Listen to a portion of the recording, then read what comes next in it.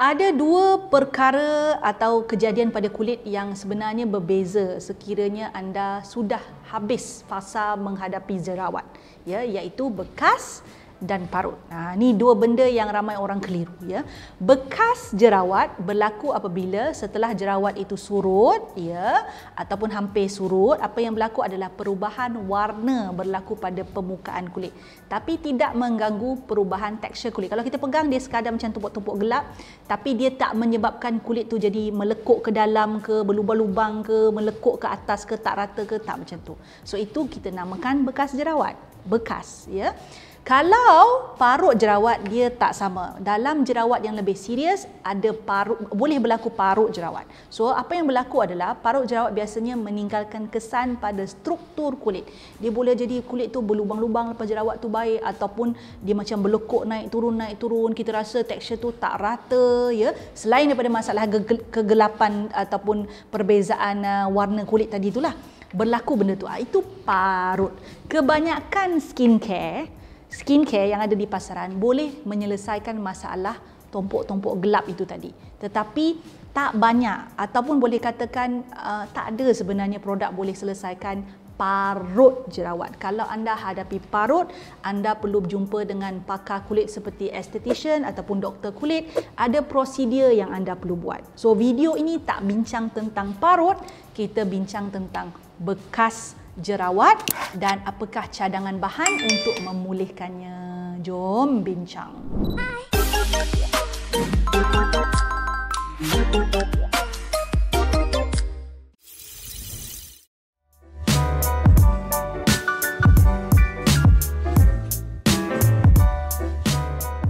Hai glowy girls, glowy guys. Baik, dan saya sangat memahami situasi jerawat ini walaupun saya dah habis dah fasa menghadapi jerawat dan tak nak minta dah jerawat berlaku pada wajah, ya. Jerawat ni boleh dicegah, ya, kalau anda mempunyai rutin yang bagus. Walaupun macam saya ni kulit berminyak tau. Kulit berminyak ni memang terkenal mudah sangat pori-pori tersumbat, mudah sangat dapat jerawat sebenarnya. Tetapi kerana saya ni kerajinan menjaga wajah ni luar biasa, disebabkan saya tak nak ada jerawat. Jadi fasa menghadapi jerawat tu dah berakhirlah untuk saya, insya-Allah berakhir selama-lamanya, insya-Allah.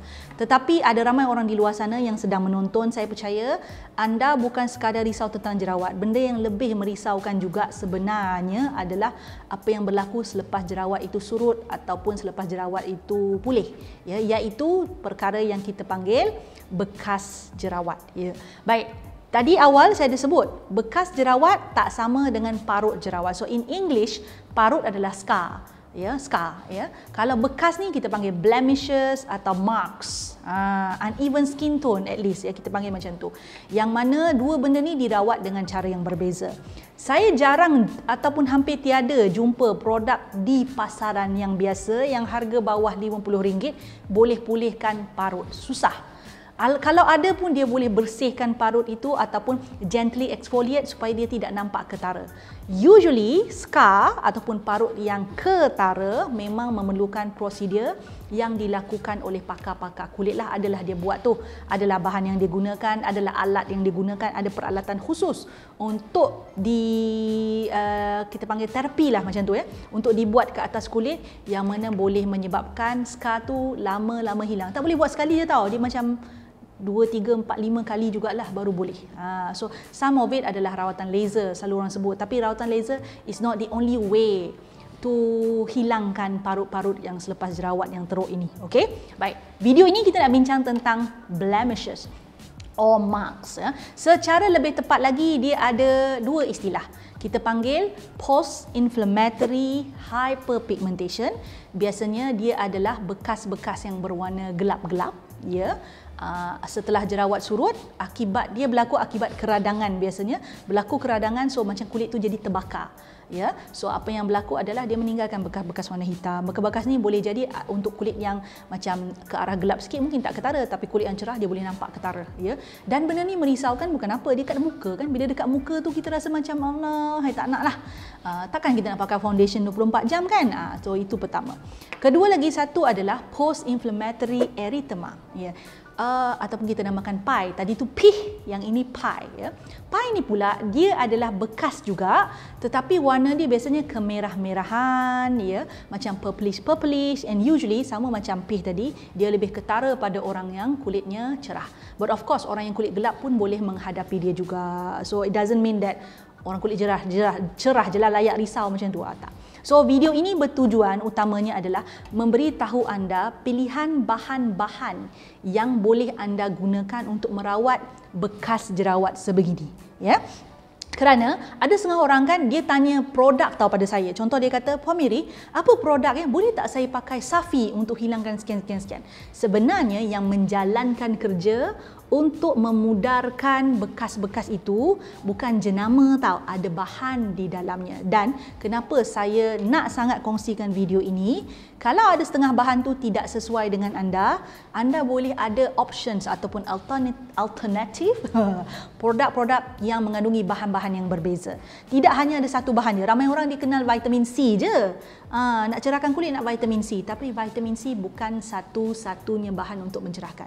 Kalau anda tak serasi menggunakan vitamin C ataupun dah pakai tapi tak nampak perbezaan, anda ada pilihan bahan yang lain. So, saya nak bincangkan tentang bahan dengan memberitahu cara bahan itu berfungsi. Jadi apa yang anda perlu buat adalah bila anda pergi tengok produk, tengok senarai bahannya dan belilah produk yang ada bahan itu. Faham? Ya, kita bukan tengok jenama je tau. Jenama tu memang kita kena tengok ya, sebab jenama yang bagus ni biasanya dia letaklah bahan yang bagus. Tetapi dia tidak, kita tak bincang tentang jenama. Jenama tu sekadar nama je. It does not have impact on how it works on your skin. It's the ingredient that does the job. Baik, kita bincang tentang fungsi ya. Macam mana produk itu berfungsi dan memberi manfaat kepada anda yang ada bekas jerawat dan apakah bahan-bahan yang tersenarai di bawah fungsi tersebut. Okey. Cara pertama berfungsi adalah bahan yang mana dia menghalang sel melanosit menjadi terlalu aktif. Apa tu sel melanosit? Sel yang menghasilkan melanin. Setiap dalam kulit kita ni ada sel melanosit, anda ada, saya pun ada. Kerja dia adalah dihasilkan melanin ya. So ada sel melanosit yang terlampau aktif menghasilkan melanin, jadi kulit kita tu jadi gelap dekat situ, kawasan yang melanosit itu aktif.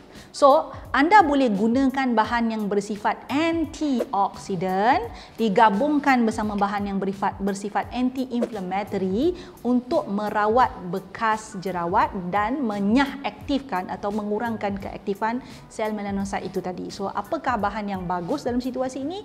Vitamin C bagus, dia adalah antioksidan, very powerful. Vitamin E pun bagus, dia adalah antioksidan, lemah sikit berbanding vitamin C. Tetapi kalau dua-dua ni dipakai serentak, sangat bagus. One of the product that I consistently use yang ada vitamin C dengan E adalah daripada Sephora.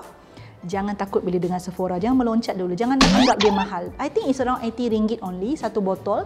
Vitamin C, vitamin E serum, Ultra Glow Serum. I'll list it out here, you check it out ya.